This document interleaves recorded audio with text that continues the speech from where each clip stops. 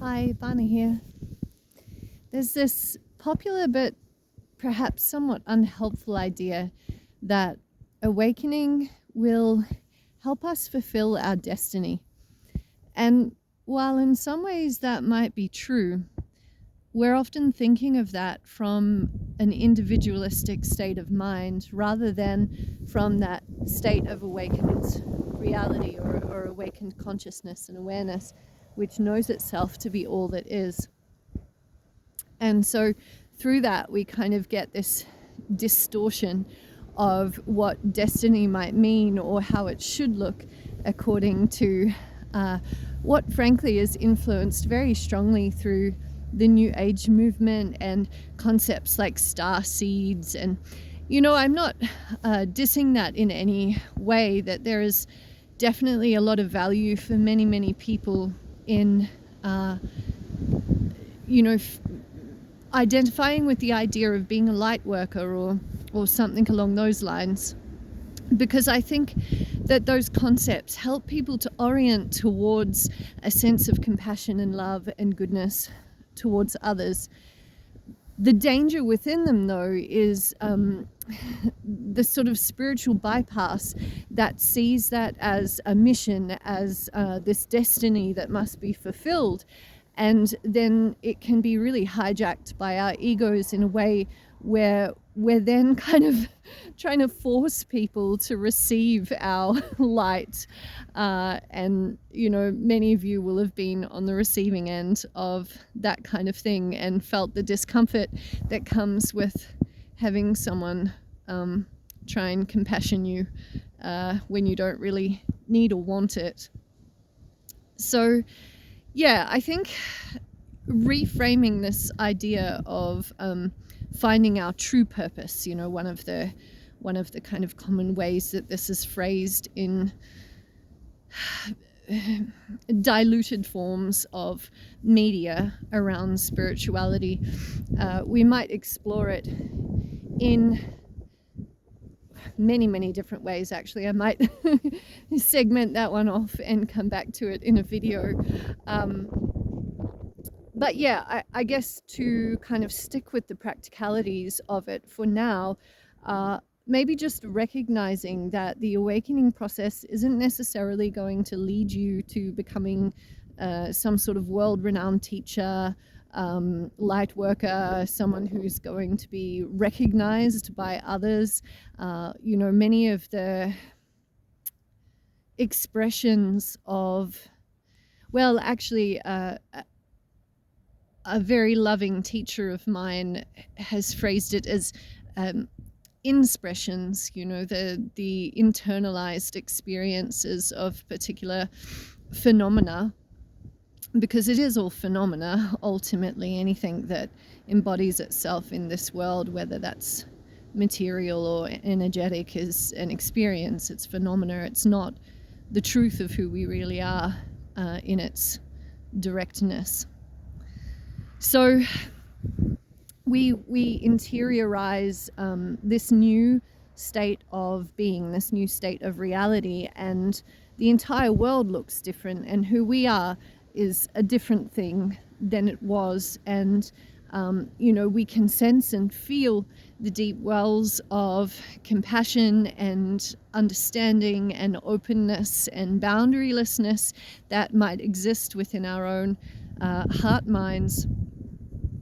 Yet that isn't always visible to other people, and it actually doesn't need to be. It's not necessary to be seen in your metamorphosis, in your flourishing or flowering into something very different, seemingly very different. But, hopefully you are familiar with the concept that it's a recognition or a remembering of who you are, rather than an actual evolution or linear journey from human to divine. All of these polarities that we draw on in words really problematize themselves as soon as we begin to communicate it to others. And again, this is another reason perhaps to feel a sense of gratitude if our own journey is relatively quiet, at least for a very long time. And, I have an awareness in beginning to share my own journey more publicly, that there is an immense danger in it being misunderstood or misinterpreted and applied in ways that are not my intention. So, we do have that agency and the choice to step into a space of open communication. But it's really good if that communication is invited, if there's choice and desire within the beings around us who contact that part of our own being, that they want to receive what it is that we're offering, and that it's not enforced. And any kind of enforcement ultimately comes from a more individualistic state of mind, because there's still a belief of there being some kind of inherent wrongness or incompleteness in the other, whether from the position of the ground of being, there is no incompleteness, there is no wrongness in those that we might see who don't necessarily see reality in our own way.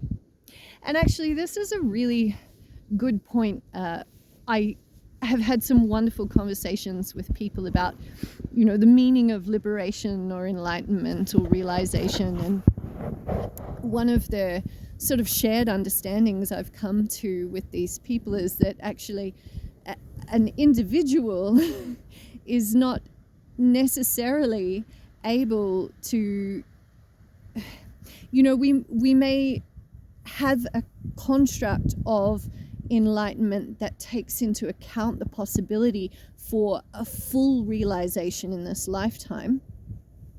And if that's the case, there's still an interconnectedness and an interreliance on other beings, on teachers, on the experience of life, the kind of karmic predicaments that we go through.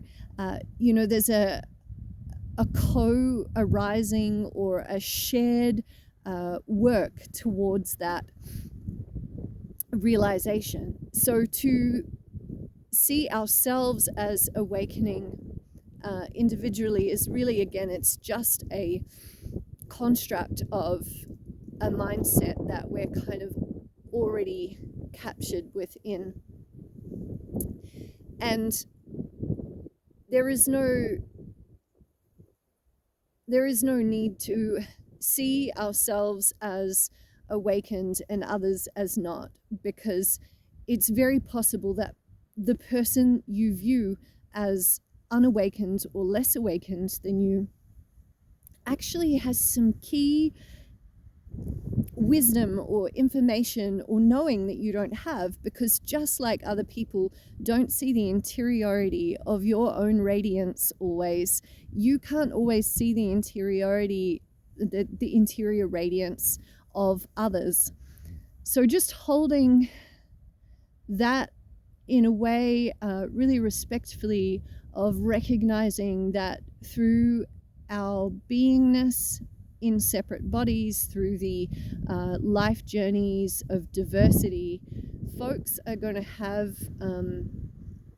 understandings and recognitions and realizations of reality that you might not have, and to be setting out to give light to others or to awaken others or to teach others puts you in a position where you don't have the receptivity to receive the wisdom that might be being offered to you by that very perception of needing to be in the role of guide.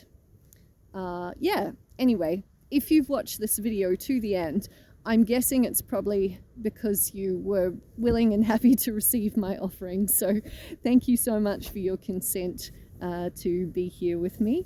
I know that you would just switch it off if you need to, because I do all the time. Bye. Bye.